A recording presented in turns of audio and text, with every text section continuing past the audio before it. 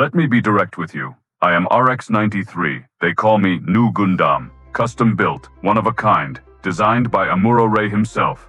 For one purpose, to stop Char from ending the world. No mass production, no successor models, no next generation. Just me. One machine, one pilot, one mission. You want to know if I'm bothered by being Amuro's last Gundam? Not even remotely. Because dwelling on the past when an asteroid is falling toward Earth is how you lose, how you die, how billions of people die. And I don't lose. The RX-78-2 was built in desperation. The Zeta was built in rage. The ZZ was built to endure. I was built with purpose. Every centimeter of my frame optimized for a single objective, matching Char blow for blow and winning. They gave me a psycho frame, not just woven into my structure, built into my skeleton. My bones are psychosensitive metal that responds to human consciousness. That turns thought into force. That makes the line between pilot and machine so thin it might as well not exist. I know what you're thinking. Isn't that dangerous? Isn't that too much power? Yes, absolutely. And it's exactly what we needed. Because Char wasn't coming with half measures. He was dropping a mountain on Earth. And you don't stop a mountain with restraint. You stop it with impossible force backed by impossible will. That's what I am. Impossible made real. Here's the thing though. I'm not arrogant about it. I'm just aware. One of one. Never to be seen again. Custom built for the apocalypse. Some might call that a burden. I call it glorious purpose. Loki had the right idea about that one. And I'm not apologizing for it. Universal Century 0093. 14 years after the one-year war ended. Char, you know him, the Red Comet. The man who can't decide if he's a hero or a villain. Decided humanity needed to be forced into space. Literally. By making Earth uninhabitable. His plan? Drop the Axis asteroid onto the planet. Create nuclear winter. Kill billions. Force the survivors to live in space colonies. Achieve equality through extinction. Philosophical? Sure. Insane? Absolutely. Peak Char, honestly. And the Earth Federation couldn't stop him. Too weak, too fractured, too busy pretending the last war didn't bankrupt them morally and militarily. So they turned to Amuro Ray, the original Gundam pilot. The man who beat Char once before. And Amuro looked at the threat. Looked at Char's Sazabi, looked at the size of Axis, looked at what was at stake, and built me. Not a general-purpose mobile suit, not a production model, a bespoke weapon for a specific enemy. Think of it this way. Char spent 14 years planning this. Amuro spent 14 years learning what he'd need to stop it. I'm the answer to that equation. Some people get therapy. Amuro Ray builds custom Gundams. Whatever works. Amuro Ray.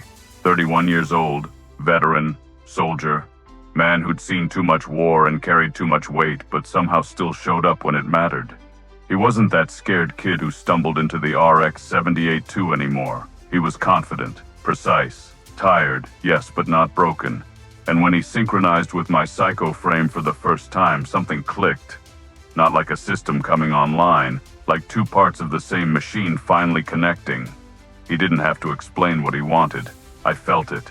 Through the psycho frame, through the neural interface, through whatever connection forms between a pilot who designed his own mobile suit and the machine that exists because of that design. How do I explain this to you?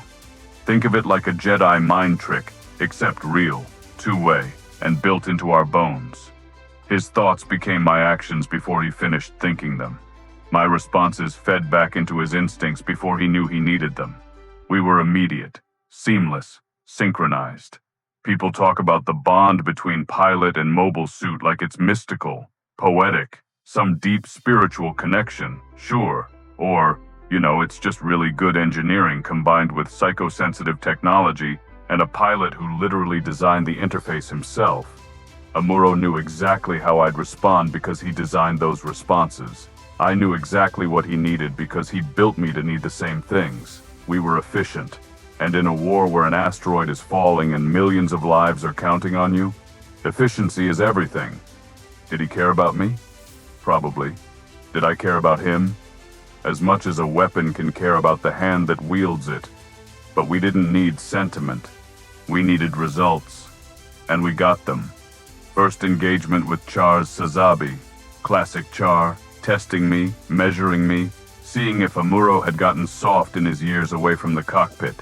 Spoiler, he hadn't. The Sazabi was fast, crimson, built like a fortress that moved like a fighter. Char's funnel system filled the space around us with remote weapons, weaving patterns that would overwhelm most pilots. But Amuro wasn't most pilots, and I wasn't most mobile suits. My fin funnels responded faster than Char's. My psycho frame amplified Amuro's intent before he finished the thought. We moved through that debris field like we owned it, because we did. Char laughed over the comms. You've improved, Amuro. Good. I'd hate for this to be boring. And Amuro, calm, focused, replied, I'm not here to entertain you, Char. I'm here to stop you. We disengaged, evacuated civilians, did the job. Char wanted a duel. We gave him a mission objective. That's the difference between us and him. He was fighting for a philosophy. We were fighting to save lives. Purpose beats ego. Every time. The asteroid dropped, right on schedule. Char pushed it out of orbit and aimed it at Earth like a bullet the size of a city. Nuclear warheads couldn't stop it. The Federation fleet couldn't move it. Every model, every calculation, every expert said the same thing. Extinction-level impact in hours. And Char stood on his flagship, waiting for humanity to admit he was right. But here's the thing about Amuro Ray. He doesn't quit. And here's the thing about me. I was built for impossible tasks. This is literally what I do. Amuro flew us into Axis's descent path, planted my hands against metal and ice, fired every thruster at maximum output. The frame screamed, alarms blared, cockpit temperature spiked past redline, and Axis slowed, just barely, just enough. Then Amuro broadcast on open channels. Anyone who still believes in tomorrow, push. And they came. Federation mobile suits, Xeon remnants, Londo Bell, enemies and allies, soldiers and civilians, everyone with a thruster and a reason to live.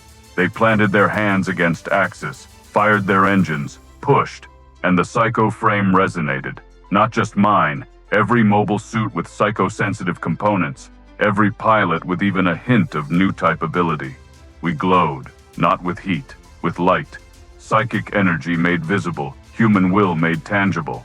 And Axis stopped, reversed, began drifting away from Earth. You want to know if I believe in miracles? No.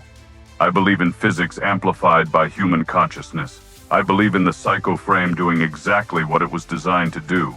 But I understand why people call it a miracle. Because when you watch an asteroid stop falling because enough people decided it shouldn't, miracle is easier to say than collective psychic resonance amplified through psychosensitive technology. Not as catchy, you know? Char wasn't done. While everyone celebrated, he came for us. The Sazabi descended.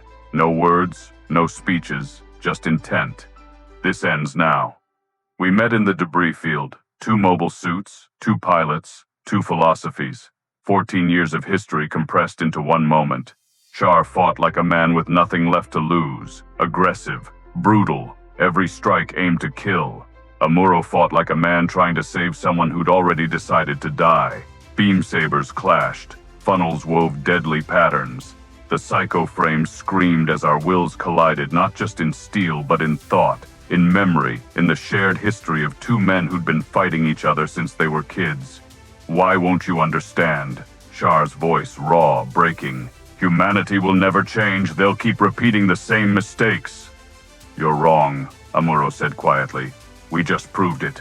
Enemies working together. People choosing hope. That's change, Char. One moment of cooperation doesn't erase centuries of hate.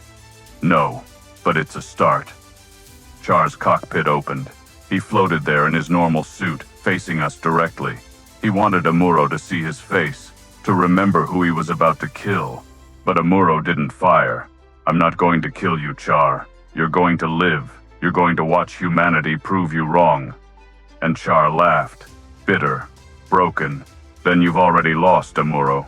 The Sazabi drifted away, damaged, defeated, but not destroyed. We'd won, saved the world, stopped the apocalypse. You'd think that would be the end of the story. It wasn't. Here's the part where I'm supposed to tell you I struggled with my purpose, that I questioned my existence, that being a weapon troubled me. I'm not going to lie to you, I don't have those doubts. Some mobile suits carry their burden like a weight. The Zeta broke under it. The ZZ endured it with quiet sadness. Me? I wore mine like a crown. I was built for this. Every system, every weapon, every centimeter of psycho frame. Purpose-built for stopping Char and saving Earth. Burdened with glorious purpose, as they say. Thanks, Loki. And I was up to the task. No time for depression when an asteroid is falling. No room for existential dread when billions of lives are on the line. The task ahead demanded focus, precision, and absolute commitment. And that's what I gave it. The psycho frame didn't corrupt me, didn't break Amuro. It amplified what was already there: determination, skill, and the stubborn refusal to let the world end. Was I powerful? Yes. Dangerously so. Absolutely. But power isn't evil. Intent is evil. And our intent was survival. Some people, historians, analysts, people who weren't there, say the psycho frame was too unpredictable, too dangerous, that I represented technology humanity wasn't ready for. Maybe they're right, maybe they're not. But I know this: when that asteroid was falling and billions of lives were counting down to extinction, nobody was complaining about how dangerous I was. They were too busy being saved. The war ended. Axis drifted away.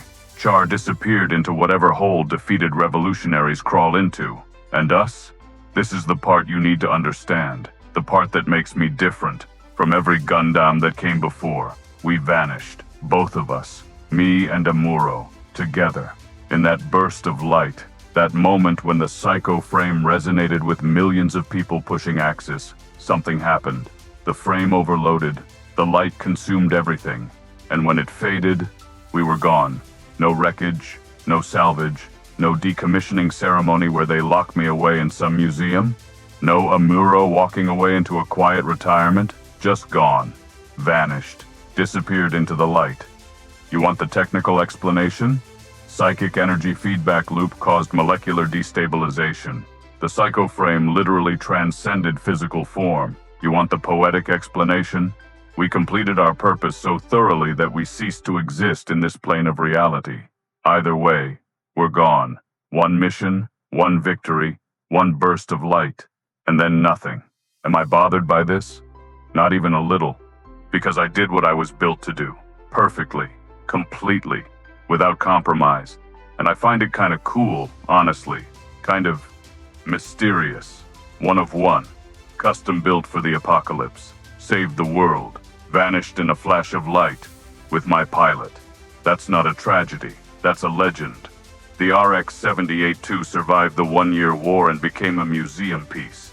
The Zeta burned bright and broke its pilot. The ZZ endured and was locked away in storage. I did my job and vanished at the peak. No decline, no sequel, no what happened after. Just the moment. Perfect and complete. I am RX-93 Nu Gundam, the machine built for one purpose.